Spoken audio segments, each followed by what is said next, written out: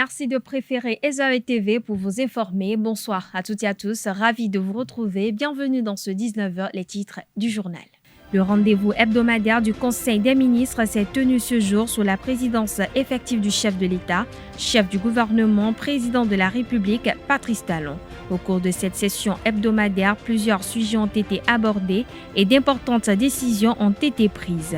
À suivre dans cette édition, la quintessence des échanges issus de ce conclave gouvernemental. La Cour de répression des infractions économiques et du terrorisme CRIET a renvoyé au 25 octobre 2022 le dossier Tiens-DSCOM. Au total, 45 personnes ont été arrêtées, dont 10 placées en détention. Plus de détails dans ce 19h. Thomas Boniaï, l'ex-président de la République du Bénin, séjourne depuis ce mardi 18 octobre 2022 en Guinée-Conakry. Une descente qui s'inscrit dans le cadre de sa mission de médiation de la communauté des États de l'Afrique de l'Ouest CEDEAO dans la crise que connaît la Guinée. Des précisions dans un instant.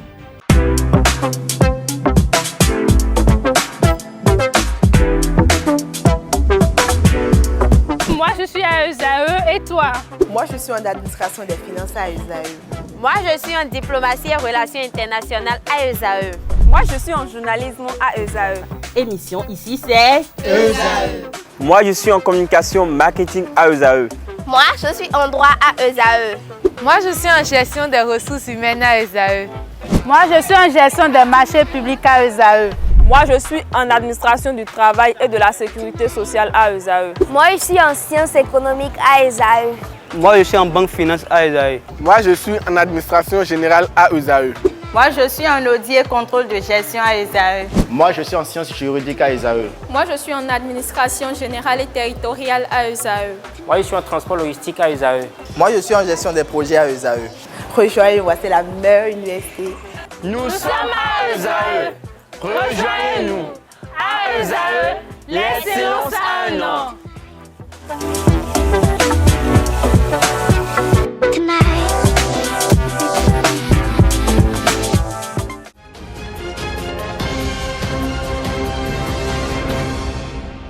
À nouveau, bonsoir. Je l'annonçais au sommaire de cette édition. Le gouvernement béninois s'est penché sur plusieurs sujets au cours de la session ordinaire du Conseil des ministres de ce mercredi 19 octobre 2022.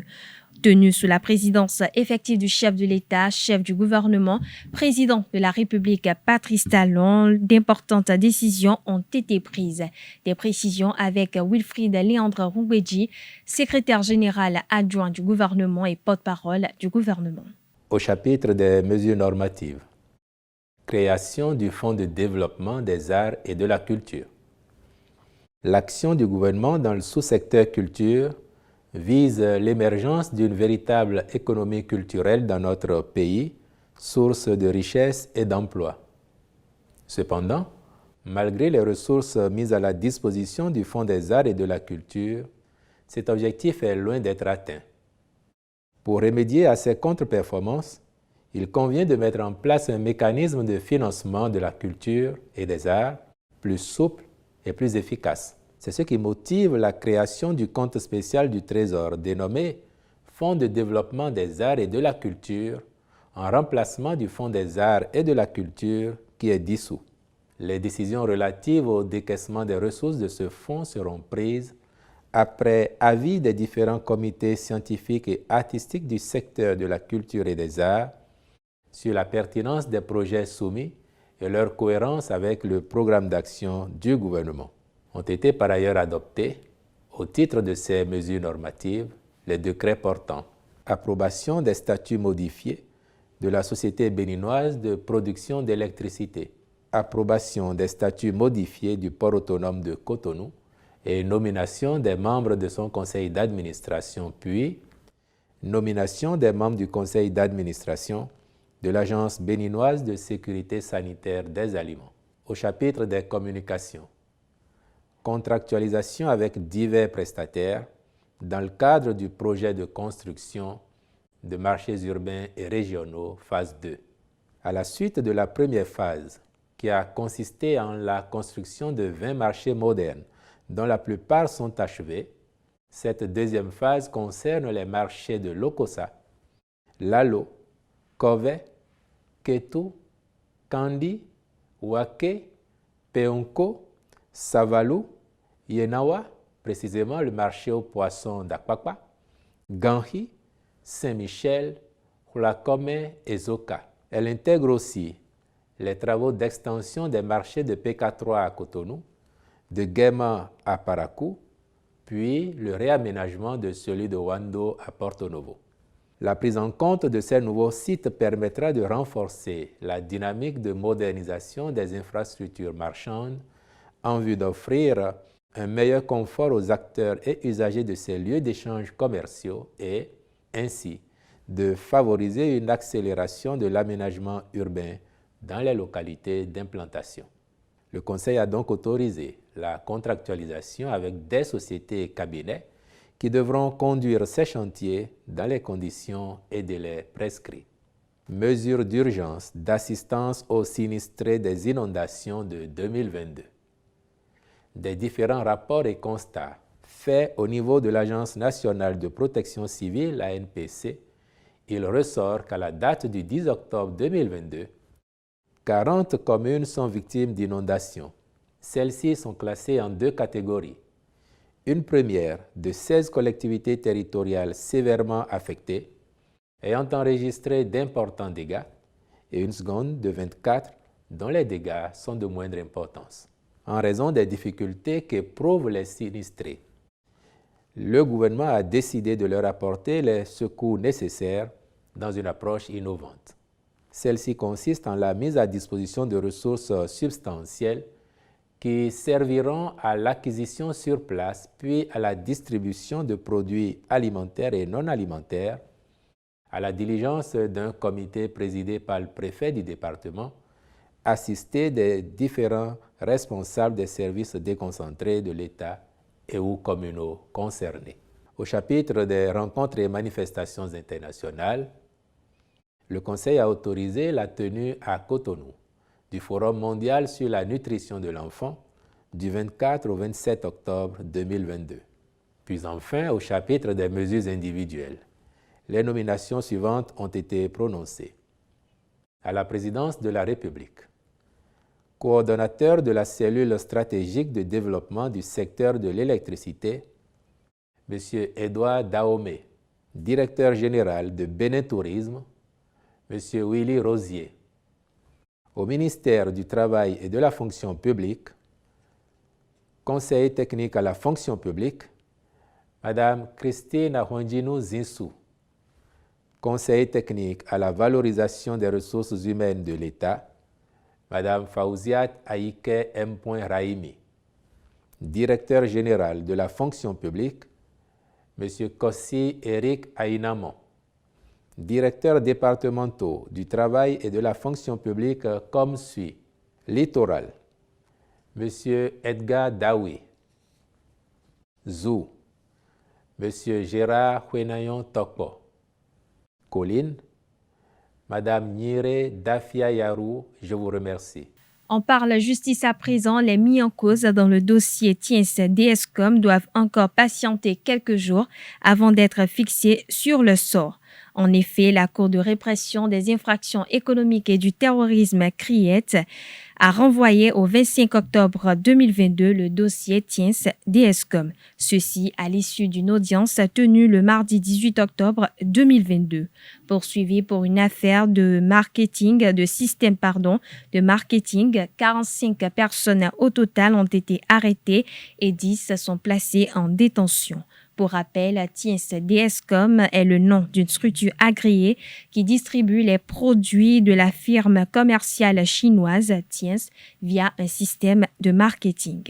La Société béninoise des infrastructures numériques SBIN démarre ses activités le vendredi 21 octobre 2022.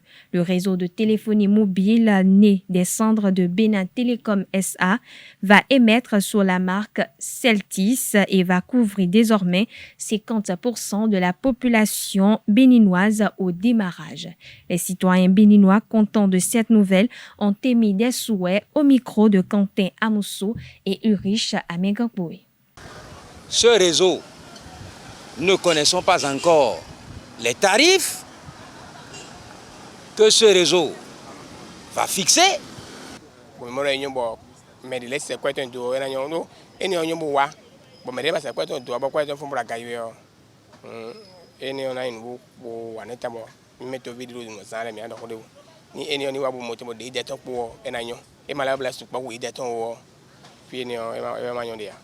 Si je prends de Porto-Novo jusqu'à la hauteur de Bedavor, c'est-à-dire dans le jour, tout juste à la frontière du Zou et des collines,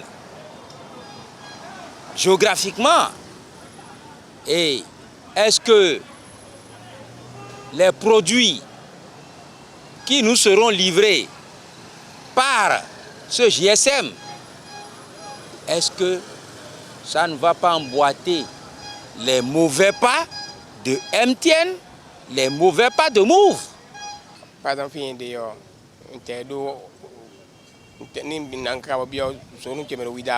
réseau de boulot. Donc, nous avons un check par an. Nous avons un filet ni do a zedo a check par an, gérer ni le privé qui a géré côté de l'éo. Et nous avons un carton bon. Nous avons un peu de caca, mon radio, de mon filet bichou, nous essayons de nous situer. Parce que les GSM, sans la connexion, les GSM ne peuvent pas marcher. Ils sont sur la connexion. C'est leur sous-bassement étant né. Si ce nouveau réseau veut ravir la vedette aux deux réseaux anciens qui sont déjà sur le territoire national et qui couvrent la totalité et avec ses péripéties, ses problèmes, alors là, ce réseau ne va pas durer. Alors, quels seront les enjeux de ce réseau? Les enjeux de ce réseau, d'abord, les propriétaires de ce nouveau réseau doivent tirer conséquemment des leçons des anciens réseaux qui existaient sur le terrain, c'est-à-dire les crédits forfaits, les crédits qu'on achète et qui, à peine 2 minutes, ben ça s'évapore. Alors là, ce nouveau réseau, si ce nouveau réseau veut avoir et conquérir le terrain, doit d'abord commencer par baisser les prix. L'autosuffisance alimentaire est la satisfaction de tous les besoins alimentaires par la production nationale. Elle constitue pour certains pays un défi à relever, mais pour y arriver, il faut prendre certaines précautions et mettre en place un certain nombre de dispositifs.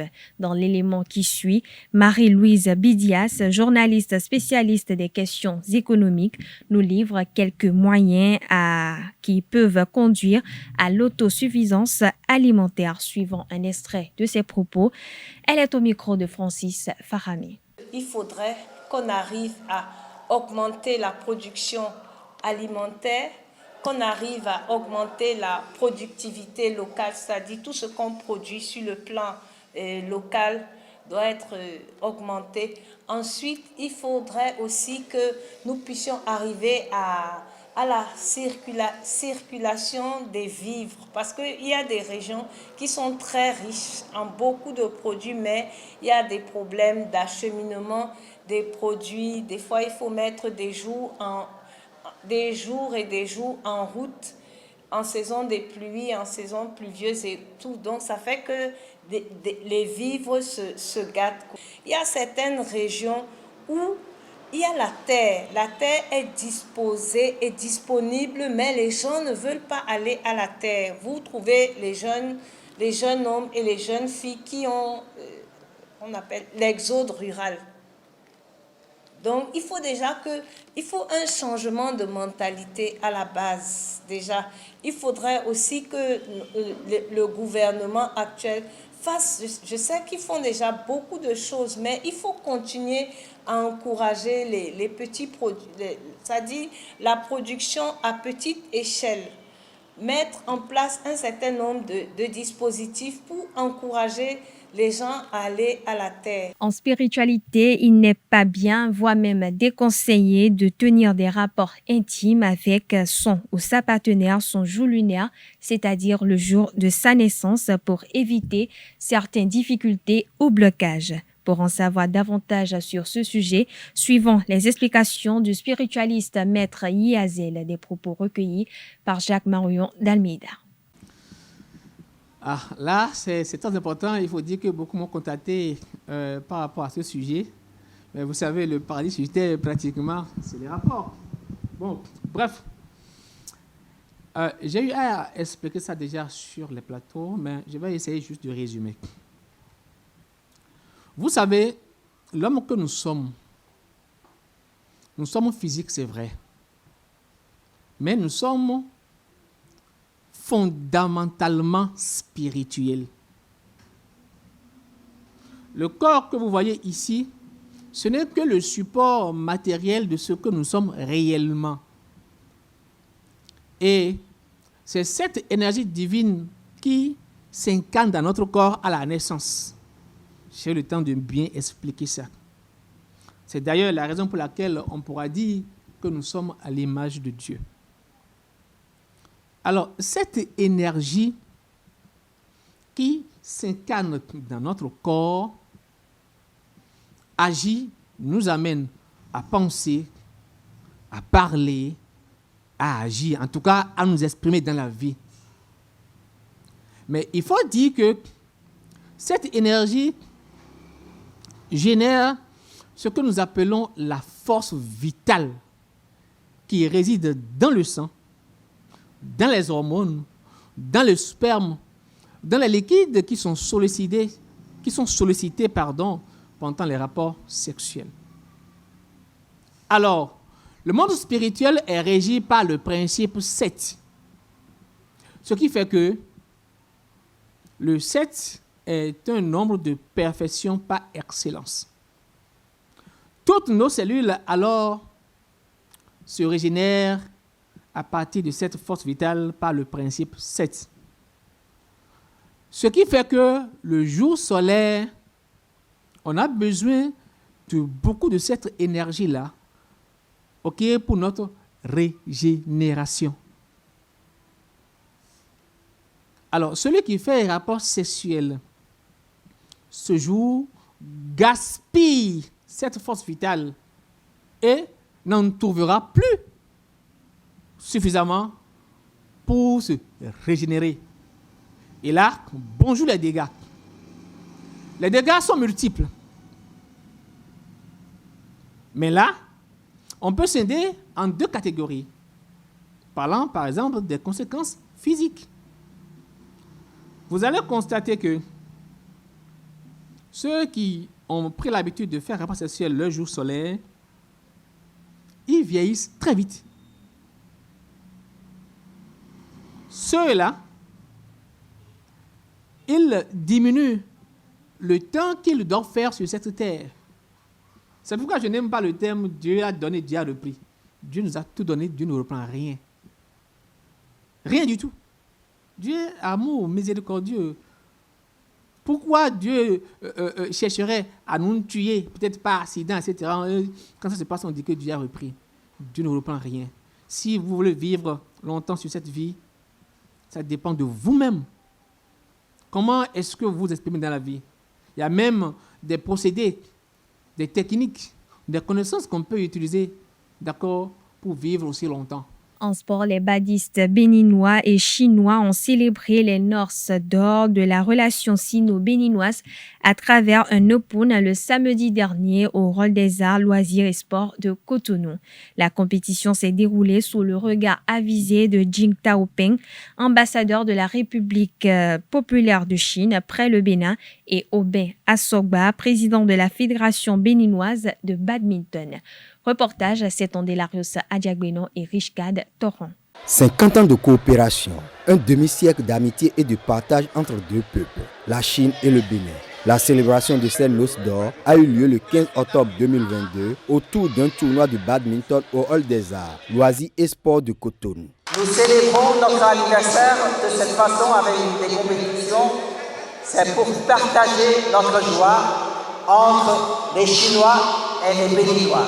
Le spectacle d'aujourd'hui qui a su procurer la joie à travers les différentes rencontres et l'animation qui a prévalu tout au long de cette journée, nous sommes satisfaits de cette coopération bilatérale qui est profitable à l'occasion non seulement pour la communauté, mais également à tous les pratiquants du badminton. Justement, parmi les badistes béninois engagés dans cette Open figurent plusieurs qui ont participé à des séminaires de formation en Chine. Je suis ravi de voir que parmi les jeunes athlètes de badminton, surtout des jeunes lauriers, pas mal de jeunes amis ont suivi des formations en Chine. J'espère qu'après leur remise, ça va continuer. J'espère que dans le classement international des athlètes béninois avancent dans les jours à venir. Sur les cours, le Bénin a remporté le match d'exhibition 3-2 devant la Chine.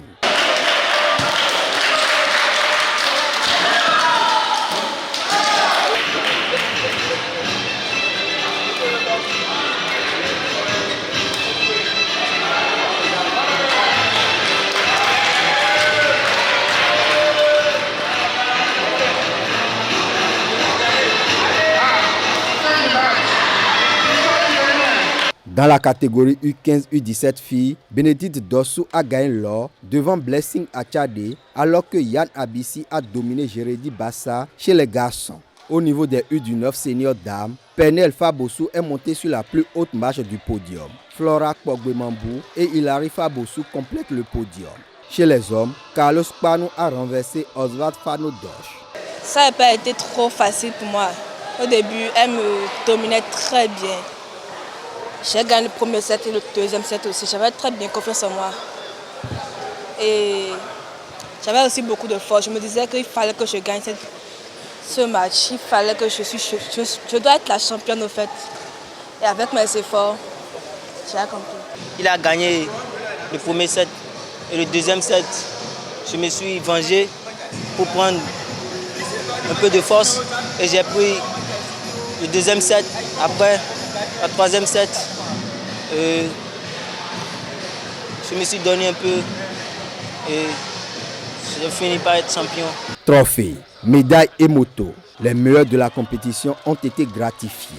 L'Open de badminton des 50 ans d'amitié Chine-Bénin ouvre une nouvelle ère de la relation entre les deux pays. Hors de nos frontières, l'ex-président de la République du Bénin, Thomas Boniayi, séjourne depuis ce mardi 18 octobre 2022 en Guinée-Conakry. Cette descente s'inscrit dans le cadre de sa mission de médiation de la communauté des États de l'Afrique de l'Ouest CEDEAO dans la crise guinéenne. Cette troisième mission de l'ancien chef d'État intervient à quelques heures du démarrage du dialogue inclusif initié par la junte au pouvoir le jeudi 20 octobre prochain.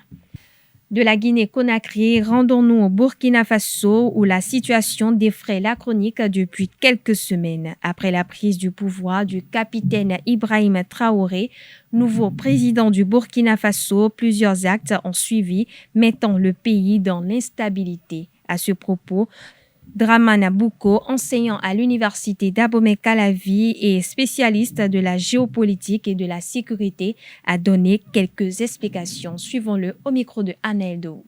Le Burkina n'a pas cette chance d'avoir en lui plutôt, donc une ethnie majoritaire dans le pays. Nous avons une diversité de groupes ethniques au Burkina Faso. Le Mongo Naba, sur les Morsi, qui est très écouté en milieu Morsi, n'est pas forcément celui-là qui fera l'unanimité au sein d'un autre groupe. C'est de cela qu'il s'agit. Bon, qu'on le veuille ou pas, je ne sais pas trop. J'avais eu à dire cela lors d'une conférence, lors d'une communication, que la stratégie ou le secret de Blaise pouvaient être aussi prises en compte. Par rapport à Blaise Compaoré, je parle au conditionnel, parce que comme nous sommes en sciences, si je n'ai pas les preuves, je suis obligé de parler au conditionnel.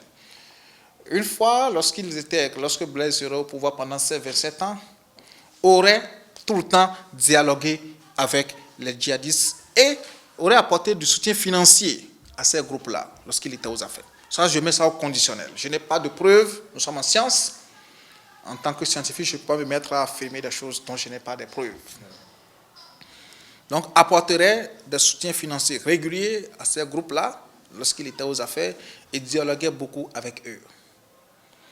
Ce que ses successeurs successifs, vous savez, le Burkina a son 11e président, depuis Maurice Yamogo, le tout premier président, c'est à son 11e président, il n'y a pas un seul qui a fini son mandat. Même celui qui avait voulu finir ça en bien, je veux parler donc de Michel Kafando, a été bousculé vers la fin de son mandat. Sur les 10, c'est le 11e qui est là, mais il n'y a pas un seul qui a fini pratiquement son mandat. L'histoire politique du pays, du Burkina, bon, voilà, donc c'est quelque chose qui se répète. Je ne sais pas ce qui va se passer avec le 11e, là, le jeune capitaine Traoré Ibrahim. Par rapport à ce cas qu'il dialoguait avec eux, vous comprenez, et leur apporterait à l'époque du soutien financier. C'est ce qui aurait contribué à la stabilité du pays. Alors donc, son successeur ou ses successeurs ne seraient pas dans cette logique-là, ni de dialoguer, ni d'apporter du soutien financier à n'importe quel groupe opérant ou vivant sur le territoire burkinabé. Ils ont été clairs, au moins pour ça, je ne mets pas ces propos conditionnels. Ils ont fait une revendication financière très importante pour pouvoir laisser les populations tranquilles. Et Kaboré, donc l'ancien président, n'aurait pas accepté ces propositions, qui ne pourraient pas continuer à nourrir des groupes oisifs qui ne contribuent en rien, pas d'impôts, qui ne payent pas les impôts, mais plutôt qu'on demande de leur payer des milliards de francs CFA pour laisser les populations tranquilles, qui ne pourra pas le faire.